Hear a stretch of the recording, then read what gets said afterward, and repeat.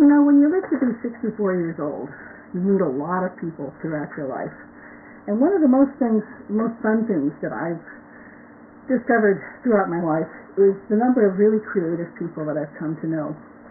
I set aside a special shelf over there for books that were written by people I know. And I thought I'd share some of them with you. This is the most important book for me. This is called Fundamentals of Statistical and Thermal Physics. It was written by Fred Rice, and I don't understand anything about it. It's filled with equations and the mumbo-jumbo of physics.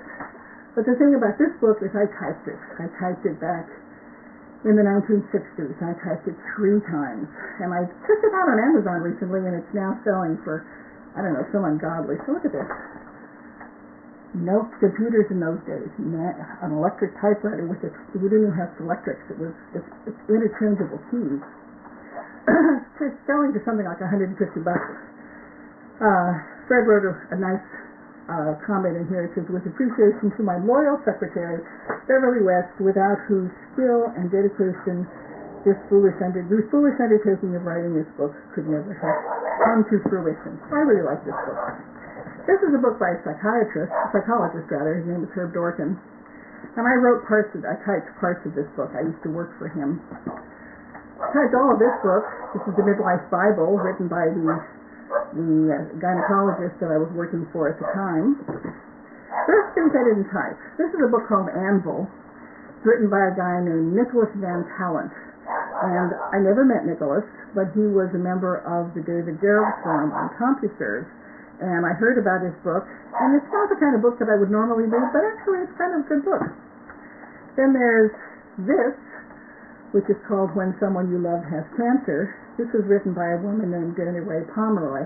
I know Dana Ray slightly. I mean, I've met her once, I guess, and I used to court. She was the very first stranger that I ever exchanged emails with on CompuServe. And she's written her husband died of cancer, and she wrote a wonderful book that's a practical guide for anybody who is trying to deal with someone who has cancer. Not only how to be emotionally supportive, how to be physically supportive,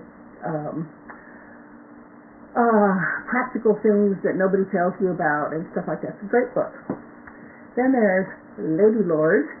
Sasha Miller is also a woman that I met on CompuServe.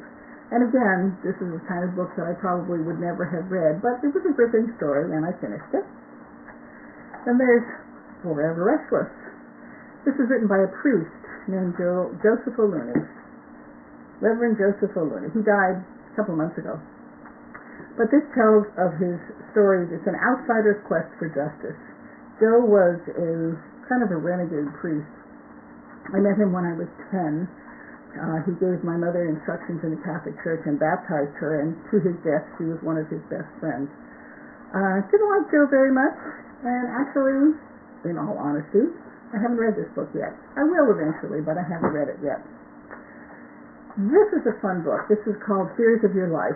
It's written by Michael Bernard Loggins, who is a developmentally disabled man who writes just... they printed the pages as he wrote them, and it lists Michael's fears. I fear that those TV people would take off my favorite cartoon, The Rugrats. Fear number 3, I want to know more about fears. What can happen to you if you're still afraid, and if you haven't really truly overcome the kind of fear that, sometimes it gets a little convoluted. But he has things like listing fears: fear of being caught by being with the person that steals, fear of bees, fear of going to the doctor. I met Michael, and he was a real sweet person, and I reviewed a show that was kind of a dance show that was based on this, and it was really kind of cool. Then there's Girl Clown. Girl Clown is by Mary Wise, who was a girl clown.